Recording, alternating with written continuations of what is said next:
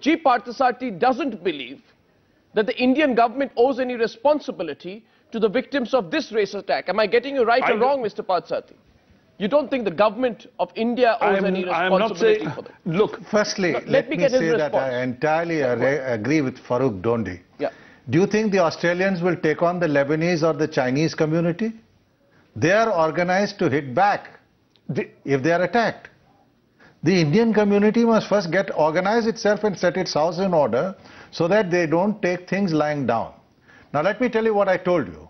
Firstly, with regard to in legal terms, in terms of international law, India can officially take up matters pertaining to its nationals. That is the chapter of the Vienna Convention on Consular Relations. That we did in the case of students.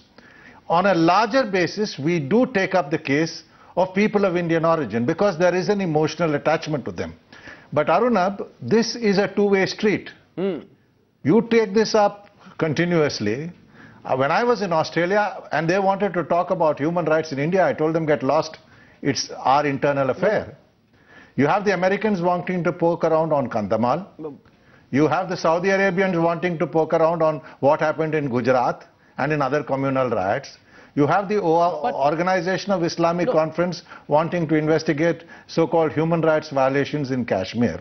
So, you know, the second aspect of people who are not your nationals, take it up, but take it up appropriately. So you are saying, but in terms of international law, there is a distinction between your rights and obligations to take up cases of your nationals and others. Mr. Parthasarathi. And I have, when I was in Australia, taken up the question of Indian Mr. Parthasarathi, people of Indian origin when it comes to their welfare. But I entirely go along with Farooq Dhondy.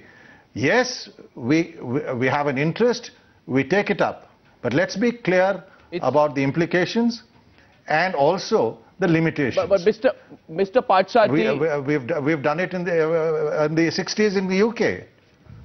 But Mr. Parthasarathi, in Africa when I was posted Arunabh, there. can I? So, you know, but can I as I said, there is a legal and internationally legal distinction. Mr. Parthasarathi, now, you know, I just want a yes or no answer from you, Mr. Parthasarathi, because I know you provoked Farooq Dhondy to want to respond. I want Naveen Chopra to come in as well.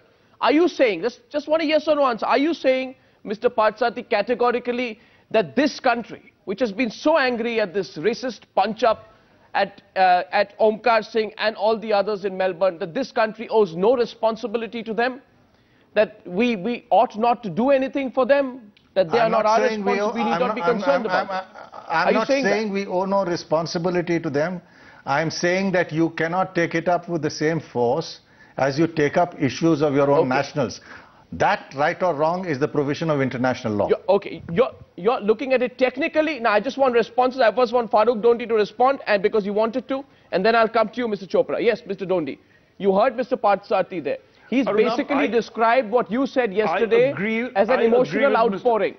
I agree with Mr. No, I didn't. I agree with Mr. Parthasarathi. I don't think that the Indian government is responsible for nationals of Australia.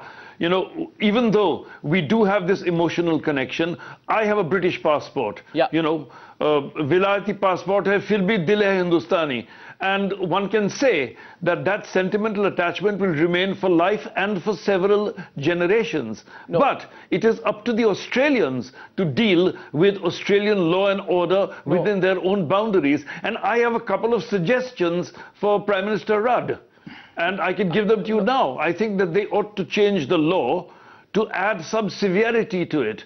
I think that anybody who is convicted of deliberate racism ought to have, if they are males, ought to have one testicle surgically removed, and they should have a tattoo put on their upper lip so that they can look like and be like Adolf Hitler. Now, Mr. Dhondy, you're being funny there, but I'm on a serious point. I would say, playing devil's advocate, that many would disagree I'm being serious. No, but I'm saying, Mr. Dhondy, that many would disagree with you. Perhaps female racists also ought to have a tattooed square moustache on the upper lip. Okay, Mr. Dhondy. I think, you know, everybody knew that Hitler had only one testicle, and racists should have the same. Mr. Dhondy, you made your point that's well understood. I'm sure it's been understood by all. who are watching this, including those in Australia.